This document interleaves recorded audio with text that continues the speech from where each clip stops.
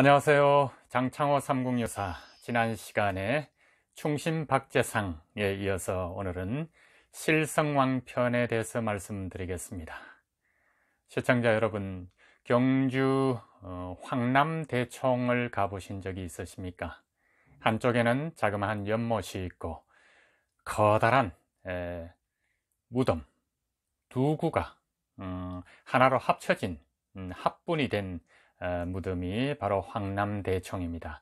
남분과 북분이 있고 그것을 중간에 합친 상태로 해서 길게 늘어진, 어쩌면 자그마한 산만한 피라미드 크기보다는 작지만 그래도 대단한 신라의 왕릉 중에서도 가장 웅장한 모습의 릉이 황남대총입니다.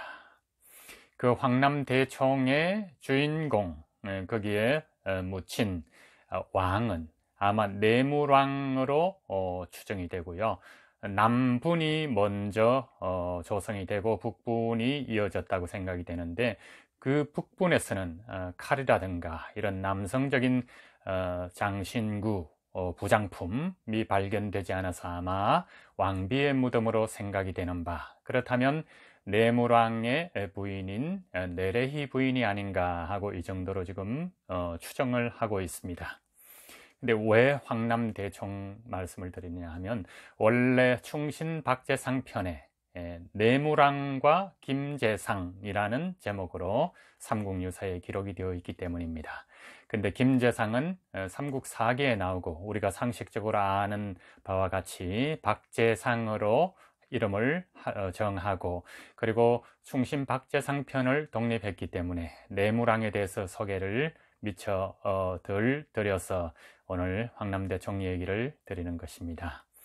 자, 제가 십수년 전에 삼국유사를 생각을 하면서 황남대총을 가본 적이 있습니다. 그 외에도 여러 번 다녀갔지만 한여름 연꽃이 한참 필 무렵에 그곳에 가면 연못에 수양부들나무도 있고, 그리고 목련도 있습니다. 여름이라서 목련꽃은 없지만 봄에 그 길 가보시면 하얀 목련꽃이 휘두러진 데다가 또 봉분 사이에 소나무도 있고 해서 굉장히 운치가 있습니다. 여러분 한번 가보시기를 바라겠습니다. 제가 삼국유사를 쓸 당시에 그곳을 갔을 때는 한여름 한참 더운데 거기 버드나무 쪽에 벌레를 하나 발견했습니다. 그게 비단벌레라고 여러분 아시는지요? 색깔이 녹색, 제가 입은 이 연두색 보다는 좀 짙은 색이죠. 그런데 비단처럼, 마치 이 옷이 비단 느낌이 나지 않습니까? 여기에다가 색깔만 조금 짙은 반짝반짝하는 그런 비단색의 적색 줄이 날개에 두 줄이 이렇게 쭉 끄여져 있고, 그 날개가 금녹색으로 반짝입니다. 아주 그 벌레를 보는 순간 좋은 벌레는 아니라고 합니다. 해충인데 보호종으로 설정이 되어 있답니다.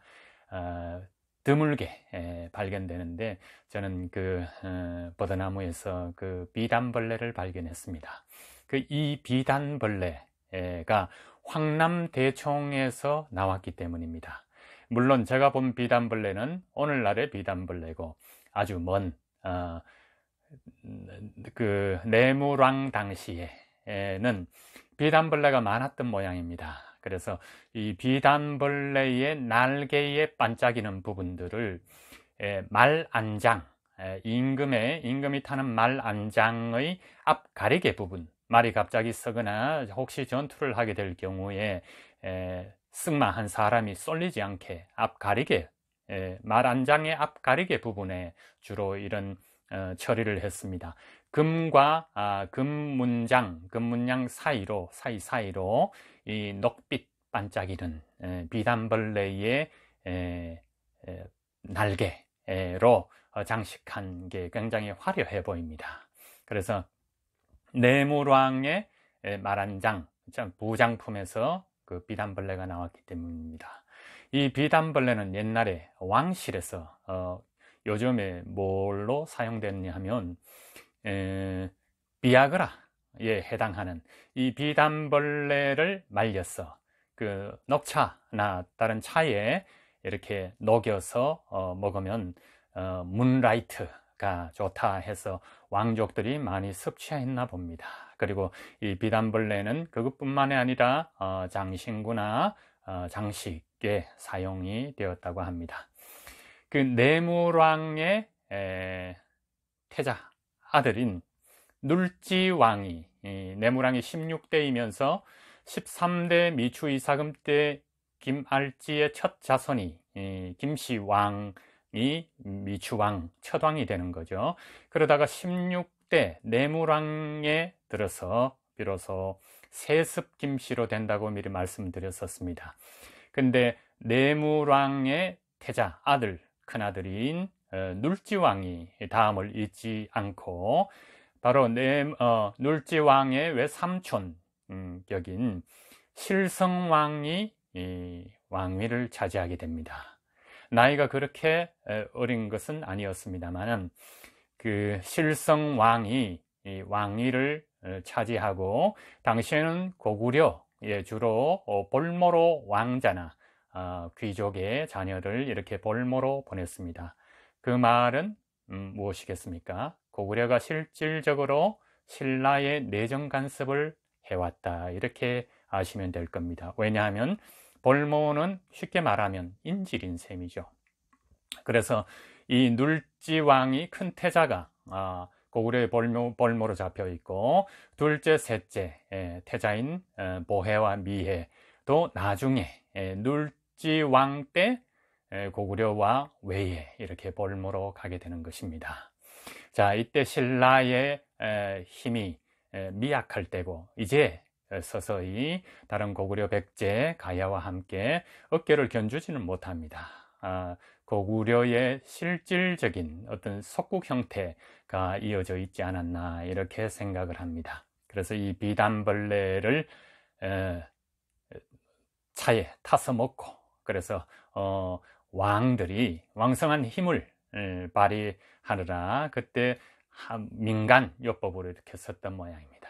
자, 그래서 이 실성왕은 나중에 시호를 받은 거지만, 실성은 열매 실 아시죠? 그죠? 그리고 진실 할 때 실자입니다. 그 성은 실제 성인이 되었다고 받은 시호입니다. 그러나 그의 행적으로 보면 반드시 그렇지만은 않습니다. 눌지왕을 자기가 실성왕도 내무왕 때 고구려에 9년간이나 볼모로 가 있습니다.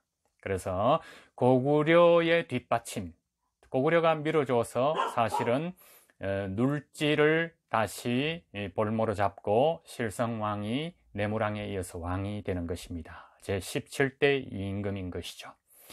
자, 그래서 실성왕과 눌지 태자 사이에는 알력이 있습니다.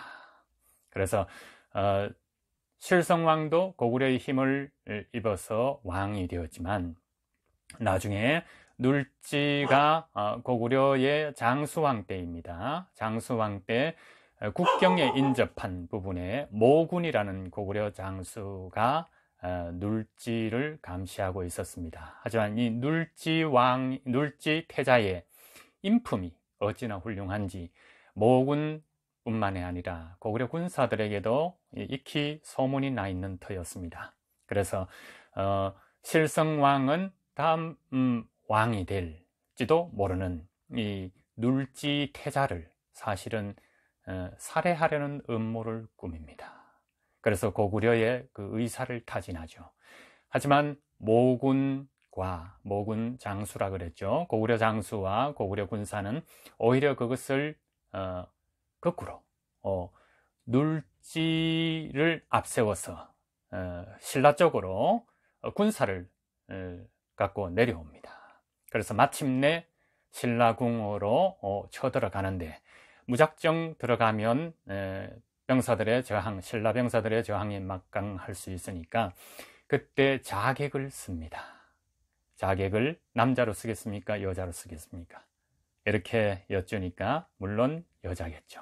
네, 남자로 하면 어딘가 이상하다는 생각을 할 수 있지 않겠습니까? 그래서 당시에는 왕궁이 궁녀라든가 여러 가지 이런 화려한 어떤 그 생활 속에 있기 때문에 눌지와 모군 장수가 고구려 여자를 자객으로 드립니다. 어떤 모습으로요? 네, 궁녀의 모습으로 변장을 합니다. 그래서 실성왕의 침실까지 들어가는데 성공합니다. 그때 가져간 차가 녹금선입니다. 이 비단벌레를 녹여서 녹차에 탄 거죠. 따뜻하게 데워서 실성 임금을 만납니다. 하지만 찻잔은 들고 갈 수 있지만 그 궁녀는 사실 왕의 침실에 들어갈 때 사극에서는 그렇지 않습니다만 실질적으로는 당시에 굉장히 이 음모 뭐 이런 게 많았기 때문에 옷을 걸치지 못하고 갑니다. 걸친다고 해봤자 속옷을 입지 못하고 끝에는 비단 옷을 한 벌 이렇게 걸친 상태로 왕에게 들어갑니다. 그래서 차를 따로 주고 그리고 일일 야화를 하는 겁니다. 그래서 그것도 하루 이틀, 물론 눌지 태자와 모군은 모처에 숨어서 때를 기다리고 있습니다. 그러다가 이상한 눈치를 끌겠죠. 그래서 그 자객은 물론 칼을 품에 넣고 가야 됩니다만 그것이 가능하겠습니까? 왕실에 출입이 허용이 되지 않고 사전에 차단이 될 것입니다. 그래서 녹금선이라는 차를 타서 그쪽에 또 독약도 타기가 어렵습니다. 왜? 미리 자신이 먼저 맛을 보고 왕에게 대접을 해야 되기 때문이죠. 다만 그러면 왜 자객을 보내느냐? 이 자객은 왕을 살해하는 자객이라기보다 왕의 마음을 녹이는, 마음을 이끌어내는, 나에게 그 자객에게 푹 빠지게 한 다음 왕의 정신을 흐트려 놓은 상태에서 눌지와 고구려 군사가 쳐들어올 작전을 세운 것입니다. 그래서 결국에 양주 녹금선과 이 자객의 자태에 반한 실성왕이 마음이 흐트러질 때 눌지와 모군의 진격이 시작됩니다. 그래서 왕궁에서 왕궁에 쉽게 들어와서 왜 태자니까요. 신라의 태자라서 그 성 밖에서 이렇게 뭐라 할까 고국으로 돌아왔다. 길을 비켜라. 당시에 또 고구려 군사는 신라 군사보다 한 등급이 높은 상위 국가의 병사이기 때문에 태자가 이야기를 하기 때문에 성문을 쉽게 열어준 걸로 보입니다. 그래서 바로 침실로 습격을 하는 순간 이 실성왕이 호락호락할 위인은 아닙니다. 미리 그 정보를 알고 도망쳤습니다. 후문으로 도망쳤겠죠. 그래서 어디까지 갔느냐? 지금의 경주에 낭산이 있습니다. 거기에는 선덕여왕의 능이 있고 그리고 마의 삼존불도 있습니다. 당시에는 남산 옆에 있는 조그만 작은 산이지만 경치가 굉장히 뛰어나고 바위도 절경이인 곳입니다. 그게 백결 선생도 거기에서 음악을 짓고 연주를 하고 또 해동공자 최치원도 독서당을 거기에서 지어서 공부를 한 적이 있는 곳이라고 합니다. 자, 그쪽 신선바위에는 별궁이 차려져 있었습니다. 그쪽으로 거처를 임시로 옮기고 거기에서 상황을 엿보고 있었습니다. 눌지가 모군과 함께 쳐들어간 궁은 텅 비었습니다. 그래서 정보를 알고 신선바위까지 추격을 했습니다. 자, 거기에서 어떻게 되었을까요? 삼국유사에는 고구려 군사가 실성왕을 살해했다고 기록이 되어 있고 삼국유사에는 눌지가 그렇게 한 걸로 나와 있습니다. 그러니까 눌지 왕의 성품으로 봐서 기록이 우선입니다만 또 한 설에는 이런 이야기가 있습니다. 눌지와 모군이 쫓아오니까 다급해진 실성왕이 거기에서 신선바위에서 몸을 날려 자살을 했다는 설입니다. 자, 그렇게 된다면 우리 왕사에서 최초로 자살을 한 임금이 될 것입니다.